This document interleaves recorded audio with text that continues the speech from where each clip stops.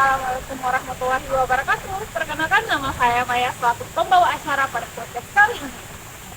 Pada episode kali ini kita bakal membahas sejarah bahasa Indonesia. Ada yang penasaran kita mau bahas apa aja? Bagi kalian yang penasaran, yuk ikutin aku dan tonton terus videonya. Hai, balik lagi bersama saya Maya sebagai pembawa acara pada podcast Bincang-Bincang kali ini. Kali ini saya bersama dengan dua narasumber saya yang bakal mengupas sejarah perkembangan bahasa Indonesia. Tapi sebelum kita masuk ke pembahasan, kita perkenalan dulu nih dengan dua narasumber saya. Narasumber saya yang pertama atas nama Juriati dan narasumber saya yang kedua atas nama Nur Halimah. Oke, kita balik ke pembahasan pertama nih tentang sejarah bahasa Indonesia. Kita tahu sendiri sejarah bahasa Indonesia sangat panjang ya. Dari bahasa Indonesia itu dari variasi bahasa Melayu hingga saat ini banyak sekali perkembangan kosakata baru. Oke, untuk saudari Juriati nih, bagaimana sih perkembangan bahasa Indonesia dari zaman kolonial hingga saat ini?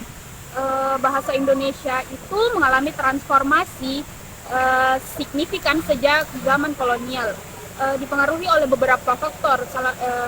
Beberapa itu ada perdagangan, pendidikan, dan perubahan sosial. Nah, baik.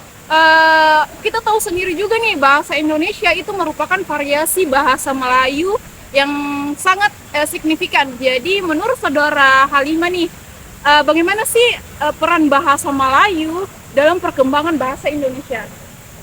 Bahasa Melayu memiliki peran penting sebagaimana bahasa Melayu pembentukan bahasa Indonesia modern dengan adopsi kosakata dari berbagai daerah di Nusantara. Oke, baik ya.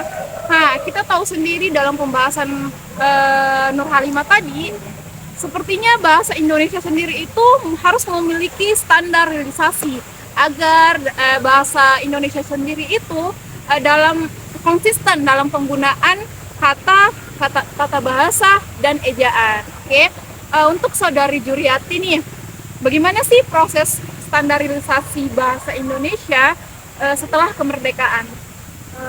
Proses standarisasi bahasa Indonesia itu melibatkan Kongres Bahasa Indonesia pada tahun 1954, di mana keputusan penting itu diambil untuk memperkukuh dan menyatukan penggunaan bahasa Indonesia. Baik, terima kasih atas jawabannya ya. Dalam era globalisasi nih, bahasa Indonesia mengalami perkembangan yang sangat signifikan. Globalisasi membuka pintu untuk pertukaran informasi budaya dan bisnis lintas batas. Nah, menurut saudari Halimah, bagaimana sih dampak era globalisasi terhadap perkembangan bahasa Indonesia itu sendiri? Globalisasi membawa tantangan dan peluang bagi bahasa Indonesia dengan pengaruh asing yang dapat memengaruhi kosakata dan berbagai gaya bahasa seiring dengan interaksi dan internasional. Jadi kita sebagai penerus bangsa dan sebagai agen perubahan, kita harus tetap bangga dengan bahasa Indonesia, bahasa pemersatu bangsa Indonesia, dan mendukung segala hal yang dapat membuat bahasa Indonesia itu sendiri berkembang. Jadi, jadilah pemuda-pemudi yang cinta akan bahasa Indonesia dan menggunakan bahasa Indonesia sesuai dengan aturan yang telah ditetapkan. Ya, kita udah ada di penghujung acara aja nih guys. Buat teman-teman, terima kasih sudah nonton video kami dan sampai jumpa lagi. Bye-bye guys.